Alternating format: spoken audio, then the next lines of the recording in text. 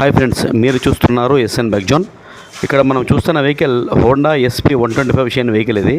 ఈ వెహికల్ని మన కస్టమర్ రీసెంట్గా అయితే కొన్న తర్వాత మన కస్టమర్ సర్వీస్కి ఇచ్చి ఏం చెప్పాలంటే దీనికి ఏవైతే ఫిల్టర్లు అయితే వస్తాయో ఆ ఫిల్టర్లన్నీ ఖచ్చితంగా మార్చేయండి, బాగున్నా బాగలేకపోయినా మనకైతే చెప్పాడు ఆయన. అందుకోసం దీనికి మనం ఫిల్టర్ అయితే తెప్పించాము. ఈ ఫిల్టర్ల గురించి కంప్లీట్ ఇన్ఫర్మేషన్ ఈ వీడియోలో నేను మీకైతే వివరిస్తాను. వీడియో అయితే స్కిప్ చేయకుండా చూడండి. దీనికి మనం 3 ఫిల్టర్ అయితే తెప్పించాము. అందులో మొదటిది ఆయిల్ ఫిల్టర్. ఆయిల్ ఫిల్టర్ అనేది ప్రతి ఆయిల్ చేంజ్కి ఒకసారి మనం ఖచ్చితంగా మార్చుకోవాలి.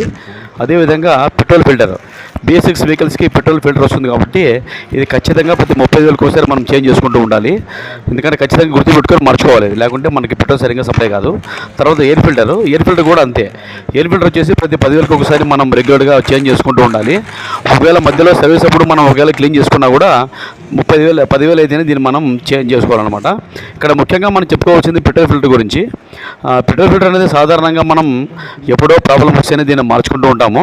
కానీ ప్రాబ్లం ఉన్నా లేకపోయినా కూడా 30,000 తిరిగిన వెంటనే ఖచ్చితంగా మనం దీన్ని చేంజ్ అనేది చేస్తూ ఉండాలి మన వెహికల్స్కి. అలా చేయకపోతే ఏమవుతుందంటే పెట్రోల్ సరిగ్గా సప్లై అనేది కాక మన వెహికల్ స్టార్టింగ్ ట్రబుల్, అదేవిధంగా రన్నింగ్లో ఆఫ్ కావడం, ఎక్సిడెంట్ చెప్పి ఆఫ్ కావడం ప్రాబ్లమ్స్ వస్తాయి. అదేవిధంగా ఎయిర్ ఫిల్టర్ కూడా అంతే అనమాట. ఎయిర్ ఫిల్టర్ కూడా 10,000 అయితేనే రెగ్యులర్గా ఖచ్చితంగా చేంజ్ చేసుకోవాలి. మామూలుగా మనం సర్వీస్కి ఇచ్చినప్పుడు దీన్ని క్లీన్ అయితే చేపిస్తూ ఉంటాము. ఒకవేళ మనం 10,000 లోపల క్లీన్ చేసుకున్నా పర్వాలేదు, కానీ 10,000 ఎప్పుడైతే అవుతుందో మన వెహికల్ కిలోమీటర్ అప్పుడు ఖచ్చితంగా చేంజ్ అనేది చేయాలన్నమాట. చేయకపోతే ఏమవుతుందంటే మన వెహికల్ మైలేజ్ అనేది తగ్గిపోతుంది.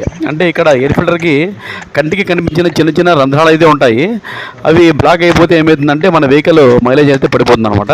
కాబట్టి ఖచ్చితంగా మార్చుకోవాలి. వీడియో నచ్చితే లైక్ చేయండి, షేర్ చేయండి, సబ్స్క్రైబ్ చేయడం మర్చిపోకండి.